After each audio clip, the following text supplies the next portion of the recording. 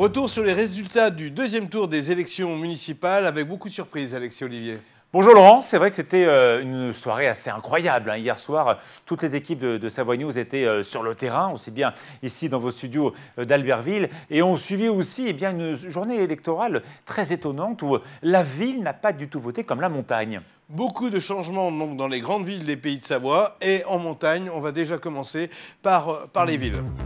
Nous allons retrouver tout de suite Thierry Repentin qui est en direct de son QG à Chambéry. Thierry Repentin, bonsoir. Vos réactions à chaud, comme ça? Bon, c'est une campagne tout à fait particulière que nous avons vécue avec un résultat qui est assez clair, sans bavure, avec un taux de participation qui a légèrement augmenté par rapport au premier tour. On a conscience qu'on s'inscrit dans un contexte national de volonté de changer à la fois les pratiques politiques et de donner pour les villes qui arrivent des priorités sur la citoyenneté, le développement durable, la solidarité aussi.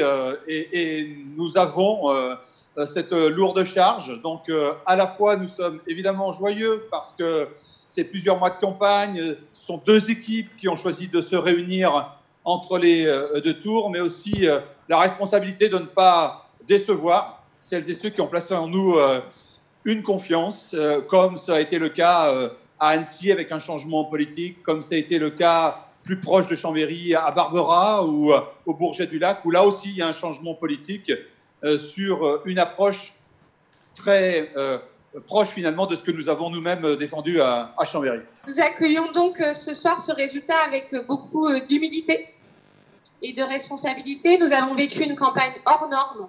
Cette responsabilité d'écoute, nous la dirigeons principalement en direction de celles et ceux que la crise a particulièrement touchés. Michel Dantin, c'est une annonce auquel on ne s'attendait pas. On savait que c'était très serré entre les deux équipes, mais là, on sent qu'il y a vraiment une différence en termes de score. Votre réaction? Écoutez, je pense que Chambéry est emporté dans une vague nationale, au même titre que d'autres grandes villes de la région et de France. Je pense évidemment à Jean-Luc Rigaud à Annecy, mais je pense aussi à ce qui se passe à Lyon, à Bordeaux, à Lille ou ailleurs. Je pense que finalement, le contexte local a peu pesé. C'est bien le vent national qui a emmené le résultat de cette élection. Michel Dantin, qu'allez-vous faire demain? Vous allez continuer à être au conseil municipal? Vous allez continuer à vous battre pour la ville de Chambéry? Écoutez, j'ai toujours dit que celui qui perdait une élection ne devait pas rester au conseil municipal. Donc c'est mon état d'esprit ce soir. Je vais bien évidemment en discuter avec mes colistiers et puis je prendrai une décision dans quelques jours. Nous allons retrouver Alexandre Génaro qui est en direct et en ligne, en visio. Alexandre Génaro, bonsoir. Bonsoir. C'est donc vous le nouveau maire de la Ravoire. C'était très serré aussi pour vous. Vos premières réactions? Je suis très honoré de la confiance que les Ravoriens ont pu m'apporter. 41%. On savait encore cet après-midi que c'était extrêmement délicat entre deux listes, celle du maire sortant et la vôtre. Qu'est-ce qui a fait la différence pour vous, Alexandre Génaro? Je pense que c'est la proximité et l'écoute. On a fait plus de 100 réunions dans les différents quartiers de la commune pour justement essayer de répondre aux attentes, écouter les Ravoriens et essayer de comprendre ce qu'ils voulaient, ce qu'ils veulent pour la Ravoire de demain. Alors, beaucoup de projets ont été faits en commun avec vous lors du précédent mandat. Donc, aujourd'hui, vous reprenez les rênes. Qu'est-ce que vous allez modifier dans la ligne de mire? Modifier, déjà, on va commander un audit de notre centre-ville pour voir quelles sont les marges de manœuvre et quelles ligne directrice il faudra qu'on choisisse et qu'on trouve tous ensemble avec les habitants de la commune. En tout cas, bravo Alexandre Génaro, c'est un des grands scores, effectivement, avec le plus de différence, de détachement entre les candidats. C'est vous qui l'avez signé ce soir, donc en Pays de Savoie, pour la commune de la Ravoire. Bravo Alexandre Génaro et à toute votre équipe. Nous avons Arthur Box-Neveu à Barbera en ligne en visio. David Dubonnet était le maire sortant. Il a fait beaucoup de choses aussi pour Barbera, il faut le reconnaître, dans ce bourg qui est juste derrière vous, juste derrière la salle polyvalente où les élections ont eu lieu. Comment vous expliquez l'échec de David Dubonnet? On a clairement eu un fort soutien dans les deux quartiers qui ont, je ne vais pas dire être laissés à l'abandon parce que le terme serait trop fort, mais en tout cas où les priorités n'ont pas forcément été mises dans ces deux quartiers. C'est le quartier du Haut, le quartier du Stade et puis le quartier qui est derrière la piste cyclable, la voie ferrée et puis la voie rapide. le quartier de la Madeleine et le quartier de la Libération, qui n'ont pas vu beaucoup, voire pas d'investissement public dans les 6 dernières années, voire les 12 dernières années. Tout a été concentré sur le centre-bourg, avec des fois des projets qui ont coûté extrêmement cher à la commune, alors qu'on aurait pu faire mieux avec moins d'argent. Et les Barberasiens s'en sont rendus compte. Alors qu'est-ce que vous allez faire? Qu'est-ce que vous allez faire pour créer de la cohésion entre ces trois quartiers, si je puis dire? On va déjà retravailler un vrai plan de discussion avec les habitants sur toutes les thématiques. C'est-à-dire que quand on voudra travailler un projet sur le centre ou sur le haut, eh ben, on convoquera les habitants pour travailler, pour discuter et dire voilà, qu'est-ce que vous voulez là-dessus, qu'est-ce que vous voulez comme projet. On va faire un petit tour au Bourget, je crois. Au Bourget du Lac, en effet, nous avons Bruno qui est en ligne avec, j'imagine, un petit peu d'ambiance. Comment allez-vous, Monsieur Berca? Eh bien, très bien. On est très heureux. En fait, on a été élu dans le cadre d'une triangulaire avec à peu près 50% des voix et une bonne participation nettement supérieure à la moyenne nationale. Donc, tout va bien. Alors, comment vous expliquez ce succès, si je puis dire? Ce succès, je pense, c'est d'abord le succès d'une équipe. Ça fait 1 an et demi qu'on a commencé à travailler avec des forums citoyens. On a réuni tous les Bourgetins pour réfléchir à l'avenir de la commune. Et de ces forums sont nés, en fait, notre programme, notre équipe et notre méthode. Notre méthode, c'est la participation. On souhaite vraiment faire participer les Bourgetins. Qu'est-ce qui a changé pendant ces 15 jours de, comment dirais-je, de meeting entre les pages Facebook et, j'imagine, les rencontres à travers le village et la commune? En fait, je pense que c'est plutôt une course de fond, plutôt qu'un sprint sur les 15 derniers jours. Et puis, une campagne qui a été effectivement spéciale. On a fait des balades de quartier qui ont permis de continuer à rencontrer les Bourgetins. Et la rencontre, ça a été vraiment le cœur de notre campagne, et au premier tour et au deuxième tour. Et bien voilà le visage donc, du nouveau maire de Bourget-du-Lac. Alors, nous avons le plaisir d'accueillir le nouveau maire de Frontenex, Claude Duret. Bonjour Claude. Bonsoir. Ça s'est plutôt bien passé. Il y a eu beaucoup d'électeurs qui se sont déplacés. Oui, le taux d'électeurs qui s'est déplacé a augmenté par rapport au premier tour. Et j'ai eu la surprise et la joie d'avoir un résultat avec une majorité absolue. Je pense que la population m'a donné sa confiance et c'est important. C'était important pour mon équipe et pour moi. Le fait que les 2 autres listes soient représentées, ça me paraît être une bonne chose. Ça prouve que la population souhaite aussi que différentes équipes travaillent et soient à l'écoute de ses souhaits. Vos projets? On a des projets. La sécurité avec une vitesse qui est excessive au centre de la ville. On aimerait aussi améliorer le réseau routier, améliorer les pistes cyclables et diminuer les incivilités, avoir une vidéosurveillance si c'est possible. Et il y a beaucoup d'autres projets pour nos anciens, pour nos jeunes aussi, avoir une prise en charge réelle de la jeunesse. Des changements, Alexis Olivier, il y en a aussi dans les stations. Et oui, effectivement, cette vague verte n'existe pas en station. Il n'y a pas eu vraiment de candidats avec des idées vertes. Quoique, quand on regarde le score du candidat Guillaume Desrues à Bourg-Saint-Maurice-les-Varques, on peut considérer qu'il y a une préoccupation écologiste un peu plus forte et très clairement l'envie de Guillaume Desrues et de Laurent Chel de faire peser sur la future communauté de communes. Je crois que vous avez rencontré. Messieurs, nous avons Guillaume Desrues en ligne sur une visio. C'est le nouveau maire de la commune de Bourg-Saint-Maurice-les-Arcs. Bonsoir Guillaume Desrues. Bonsoir Alexis, bonsoir Laurent. Alors, cette journée particulière s'est plutôt bien passée pour vous, vos premières réactions? Écoutez, on était quand même assez serein, puisqu'il y avait quand même le premier tour qui nous avait été très favorable. Voilà, je pense qu'on a mené une belle campagne. Je tiens aussi à signaler que l'équipe adverse a mené aussi une campagne propre. Et ça, c'est aussi une très belle chose qui s'est passée dans notre commune. Qui est-ce qui a joué en votre avantage, Guillaume Desrues? Alors, je pense que le fait d'avoir proposé une vraie vision à long terme, c'est-à-dire pas uniquement peut-être des petits travaux, des choses comme ça, mais de dire on va se projeter avec vous, on va aller vers un futur, vers des jours heureux, si je puis reprendre cette expression, justement cette conscience que l'on a des enjeux futurs qui n'étaient pas forcément peut-être présents dans la liste adverse. Concrètement, vos premières actions? Alors là, pour cet été, donc on en a beaucoup. La première action économique, c'est de créer un poste de manager économique sur la commune qui permet justement d'aider nos commerçants et nos entreprises à s'installer sur le territoire et également comment dire, les aider dans cette crise Covid qui a des répercussions sur l'économie. Et peut-être dire aussi, Guillaume Desrues, que votre campagne, vous l'avez fait en tandem avec Laurent Chel. Votre prochaine étape pour vous, c'est vous présenter aussi à la communauté de communes? Alors oui, effectivement, c'est un objectif. Hein. Nous avons un projet, une vision qui s'exerce également sur le territoire en entier.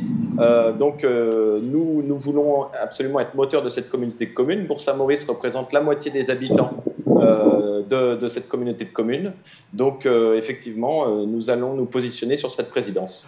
Jean-Pierre Rougeot, bonsoir. On vous avait reçu ici sur ce plateau pour un débat qui était très musclé. On voyait bien la différence. Vous êtes plutôt dans la prudence et dans la gestion, et en face, on était plutôt dans l'initiative et les perspectives. Oui, alors, ce qui a fait la différence, ça a été juste, de toute façon, parce que, effectivement, la bataille a été âpre. Elle a quand même duré presque 3 mois.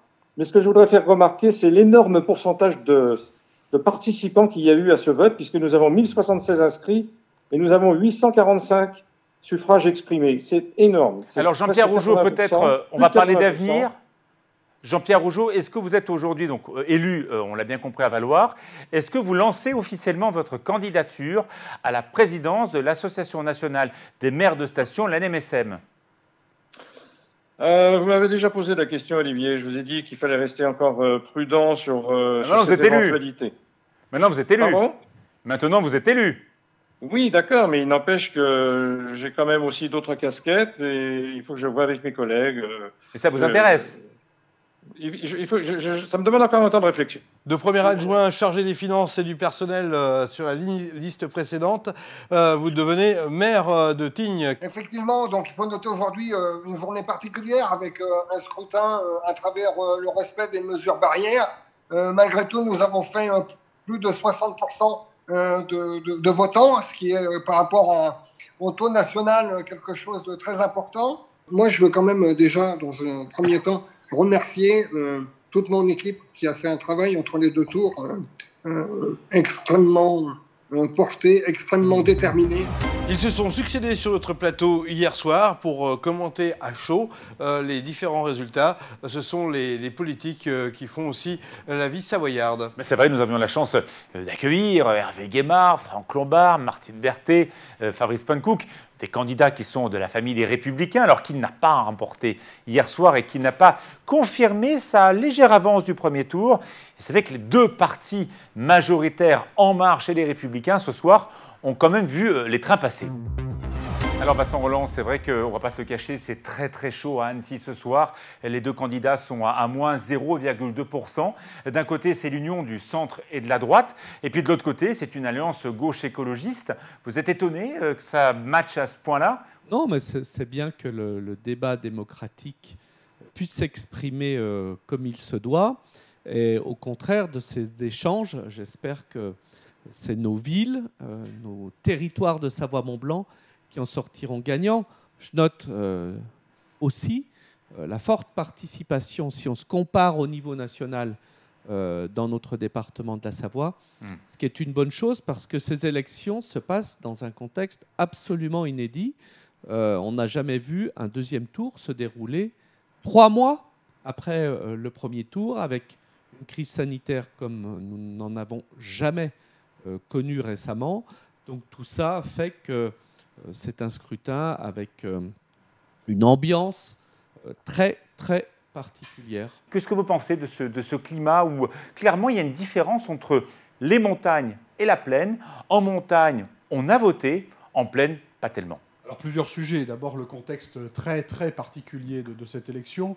Ce deuxième tour qui arrive finalement comme une élection isolée est totalement détaché du premier tour. C'est un élément de contexte qui compte évidemment. Et la différence entre la plaine et la montagne, eh bien évidemment, dans cette temporalité, il est difficile de regarder ce qui se passe en montagne alors que le premier tour s'est tenu en période de saison. Donc tout n'est pas expliqué par cela, mais ça pèse évidemment. Bien sûr, Fabrice Pankouk, mais là, on vient d'avoir donc la confirmation. Michel Giraudy est battu en plein cœur de Bourg-Saint-Maurice, en plein cœur du territoire d'Hervé Guémard, qui va arriver sur le plateau dans quelques instants. On sait que Laurent Chel, qui a fait sa campagne, va se présenter à la communauté de communes. Alors, ce n'est pas un grand territoire, mais c'est quand même 8 communes, c'est quand même des stations touristiques qui sont connues dans le monde entier. Est-ce qu'il n'y a pas là le début d'un changement ? Il y a un contexte qui est important avec Bourg-Saint-Maurice et personne ne le nie. Et d'ailleurs, nous avons eu un véritable intérêt à regarder comment les choses évoluaient. On parle de la Tarentaise, qui est un territoire cher évidemment à notre cœur et qui pèse dans le modèle même de ce qui a été mis en œuvre tant sur le plan économique que sur le plan touristique que les organisations territoriales. Il faut... Là encore, d'abord que nos territoires réussissent. C'est le premier des éléments. Ensuite, on va appréhender ce changement. On sent bien un climat particulier dans lequel nous sommes. Et d'ailleurs, ces dernières années, on a déjà connu des inflexions dans la manière avec laquelle les territoires sont construits, la manière avec laquelle ils évoluent. Sans doute qu'il faut appréhender ces résultats aussi pour conduire à d'autres changements. Pour autant, on parle ici de quelques communes. Je ne voudrais pas non plus qu'on oublie tous les territoires qui ont constaté une élection au premier tour et qui ont permis du coup aussi de confirmer les modèles qui étaient organisés. Il commence à y avoir quelques recours sur les procurations qui ne sont pas arrivés partout. C'est vrai que les forces de gendarmerie et de police ont eu beaucoup de travail. Personnellement. Oui. Allez-y. Voilà, j'ai été privé de 2 procurations qui m'avaient été faites en temps et en heure et qui n'étaient pas arrivées. Je trouve très honnêtement, d'ailleurs, je vais poser la question au préfet, je trouve incroyable que les procurations, quand elles sont faites dans un commissariat ou dans une gendarmerie, ne soient pas scannées et envoyées à la commune dans laquelle l'électeur ou l'électrice vote, et qu'on est encore avec ce système archaïque où les procurations, semble-t-il, voyagent par la poste, et là, la poste n'a pas été au rendez-vous. Je trouve ça, alors c'est pas seulement mon cas personnel, mais il y a un vrai sujet sur les procurations. Vous demandez des comptes au ministre de l'Intérieur ? Je n'ai pas demandé des comptes, mais c'est quand même une information que j'ai vécue personnellement, et il me semble que ce sujet on le voit dans beaucoup de doit être vu sur le plan national. Il n'est pas normal que dans une grande démocratie comme la nôtre, on se lamente de voir l'abstention et qu'on ne facilite pas le vote. Les codes bougent à travers la Savoie et la Haute-Savoie. Ça vous inspire quoi, Franck Lombard ? C'est le reflet de la société, aux élus de s'adapter, aux élus d'être effectivement, de tenter d'être en avance sur les évolutions attendues de nos concitoyens, ce qui n'est pas facile, ce d'autant plus dans le contexte qu'on connaît actuellement. Les contextes ont toujours été difficiles pour les élus, vous le savez, mais c'est un choix, donc on ne va surtout pas se plaindre. Chacun choisit de se présenter. Une élection, d'une part, n'est jamais gagnée. Une élection, d'autre part, est toujours un moment extrêmement important, dans la mesure où la rencontre avec nos concitoyens fait que nous pouvons mesurer quelquefois soit des absences, soit des manques, soit des difficultés que nous n'avons pas mesurées. À nous de réagir, à nous d'être résilients et à nous, bien entendu, de pouvoir faire évoluer. On voit que la droite réduit un peu son score partout. C'est une véritable débâcle pour La République En Marche. Donc, les équilibres politiques sont en train d'évoluer. Oui, effectivement, les équilibres politiques évoluent. Cependant, j'ai toujours pensé et j'ai toujours dit que l'écologie n'était pas un parti, mais que tout le monde, quel que soit le bord politique, devait s'approprier cette question de l'écologie qui est incontournable, indispensable. À droite, nous sommes appropriés ce sujet, mais peut-être ne l'avons-nous pas suffisamment dit. Alors, c'est vrai que Jean-Luc Box a plutôt bien voté dans nos stations de montagne. On a vu donc la victoire de Jean-Pierre Rougeau d'une courte tête. Serge Revial, la victoire est très très nette. On l'a vu également aussi dans d'autres territoires comme à Courchevel où c'est très clairement M. Pachot qui va l'emporter ce soir avec 49% contre Mme Monsénégo, 29,6%. On voit que dans les stations de montagne, ce n'est pas du tout la même chose qu'effectivement dans les villes. La poussée verte, elle s'est un petit peu matérialisée à travers les idées de Guillaume Desrues à Bourg-Saint-Maurice-les-Arcs. Mais à part ça, globalement, la poussée verte n'est pas du tout présente en station. Alors, ce qu'on peut dire, c'est qu'on est resté sur les mêmes bases et les mêmes origines. Pour la plupart, Michel Giraudy, qui était quand même un pilier à Bourg-Saint-Maurice, qui a été président de France Montagne avant vous, battu par Guillaume Desrues. Donc, on souhaite la bienvenue à Guillaume Desrues. Mais il faut voir que c'est une continuité. Mais par contre, il y a un changement, quoi qu'il arrive, au niveau des collectifs et au niveau des stations. On va mettre beaucoup plus de verre, on va mettre beaucoup plus de développement durable dans le fonctionnement de nos stations. C'est une demande nationale et on est obligé d'écouter les électeurs. Voilà pour se concentrer de réactions et de chiffres clés concernant ce deuxième tour des élections municipales. À très bientôt, Alexis Olivier. À très bientôt, Laurent. C'était un véritable plaisir d'accompagner les équipes de Savoie News, car vous étiez partout, nous étions partout, aussi bien en Savoie qu'en Haute-Savoie.